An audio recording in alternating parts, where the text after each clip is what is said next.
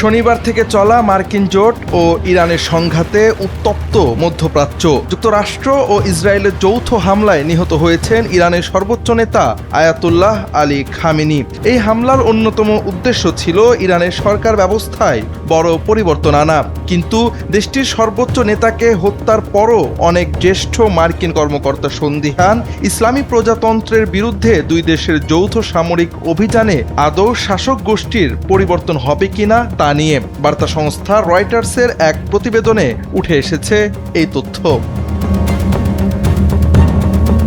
ইরানে হামলা শুরুর আগে ও পরে মার্কিন প্রেসিডেন্ট ডোনাল্ড ট্রাম্প সহ অন্যান্য মার্কিন কর্মকর্তা ইঙ্গিত দিয়েছিলেন ইরানের ব্যালিস্টিক ক্ষেপণাস্ত্র এবং পারমাণবিক কর্মসূচি নস্যাৎ করে দেওয়ার পাশাপাশি দেশটির শাসক গোষ্ঠীকে সরিয়ে দেওয়াও যুক্তরাষ্ট্রের অন্যতম লক্ষ্য।